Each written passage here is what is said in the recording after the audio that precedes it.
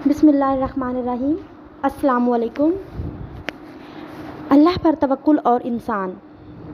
قرآن پاک میں اللہ تعالیٰ فرماتے ہیں سورۃ احزاب کی آیت نمبر 3، اور اللہ پر بھروسہ رکھیے اور اللہ کافی کارساز ہے۔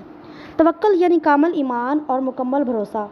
اللہ رب العزت کی ذات باری تعالیٰ ہی وہ واحد ذات ہے کہ جس پر کامل یقین اور ایمان سے دنیاوی تو آخری زندگی تک کامیابی ہمارا مقدر بن سکتی ہے۔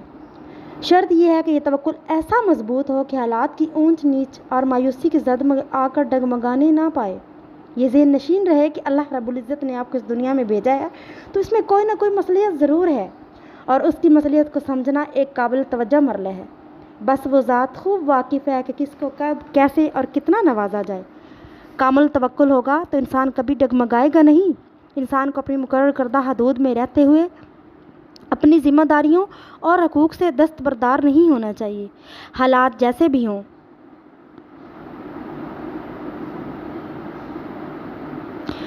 منفی اور بے مقصد خیالات کے دباؤ میں نہیں آنا۔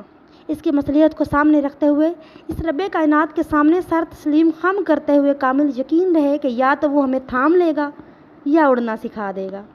جہاں تک انسانی ترقی کا تعلق ہے تو یہ اللہ کی رضا میں ہی پوشیدہ ہے۔ حالات کی زد میں آ کر کوئی بھی فیصلہ لینے سے انسان ترقی نہیں کر سکتا۔ حالات کے مطابق خود کو تیار کر کے فیصلہ کرنا اور حالات کو اپنے مطابق کر لینے سے انسان کی زندگی بدلنا شروع ہو جاتی ہے۔ قرآن پاک کی سورۃ بقرہ آیت نمبر 155 میں اللہ تعالیٰ فرماتے ہیں، اور ضرور ہم تمہیں آزمائیں گے، کچھ ڈر اور بھوک سے، اور کچھ مالوں اور جانوں اور پھلوں کی کمی سے، اور خوشخبری سنا دو صبر کرنے والوں کو۔ یہ سچ ہے کہ کوئی شخص قبل از وقت نہیں بتا سکتا کہ آنے والا وقت اس کے حق میں کیسا ثابت ہو سکتا ہے، فتح کس کی ہوگی، لیکن اگر وہ اپنی مومنانہ فراست سے کام لے تو معلوم ہو سکتا ہے کہ میں ہمیشہ حق کا ہی بول بالا ہوتا ہے۔ جو رات کی سیاہی سے گزرتا ہے دن کا اجالا بھی اسی کو ملتا ہے، کس کو ہدایت کی صورت میں تو کسی کو انعام کی صورت میں۔ سورۃ انبیاء آیت نمبر 10 میں اللہ تعالیٰ فرماتے ہیں، اور ہم نے تمہاری طرف ایسی کتاب نازل کی جس میں تمہارا تذکرہ ہے، کیا تم نہیں سمجھتے؟ الحمدللہ۔ ایک مسلمان ہونے کے ناطے تو ہمارے لیے یہ خوبصورت اعزاز ہے کہ اللہ رب العزت نے قرآن مجید میں اپنی نشانیاں کھول کھول کر ہمارے لیے بیان کر دی ہیں، اور دین اسلام کا نچوڑ ہمارے پیارے حبیب حضور سرور کائنات حضرت محمد صلی اللہ علیہ وآلہ وسلم کی ذات مقدسہ کو ہمارے لیے ایک مکمل ضابطہ حیات قرار دیا ہے، جس پر مکمل عمل پیرا ہو کر ہم اپنی دنیاوی اور آخری زندگی دونوں میں کامیاب ہو سکتے ہیں۔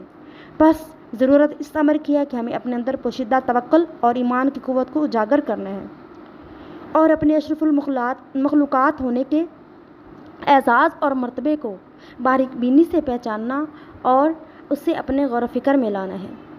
جہاں تک اللہ رب العزت کی اپنی مخلوق سے محبت کی بات ہے تو یہ محبت ایک وسیع و عریض اور نہ ختم ہونے والا سمندر ہے، جس میں راحت و سکون ہی ہے۔ کبھی کبھی سوچ اور تخیل کے محور حیران ہو کر رہ جاتے ہیں کہ اللہ اپنے بندے سے کتنی محبت کرتا ہے، وہ کیسے راہ راست سے بھٹکے ہوئوں کو اپنے پاس آنے کے وسیلے پیدا کرتا ہے، اور بندوں کو احساس تک نہیں ہوتا، انسان صرف اپنی خواہشات پورا ہونے میں محبت سمجھتا ہے۔ اللہ کی محبت کامل توکل وہ رستے ہیں کہ جس کے ذریعے آگ ٹھنڈی کر دی جاتی ہے، جو دریا میں راستہ بنوا دیتا ہے، جو یوسف سے یعقوب کو ملوا دیتا ہے، جو شدید طوفان میں کشتی نوح پار لگا دیتا ہے، جو پانی پر گھوڑے دوڑا دیتا ہے۔ تو پھر کیا اس رب پر توکل نہ کرو گے جو ناممکن کو ممکن کرنے کی قدرت رکھتا ہے؟ اے نوجوان، اس وقت اسلام اور کفر میں شدید مقابلہ ہو رہا ہے۔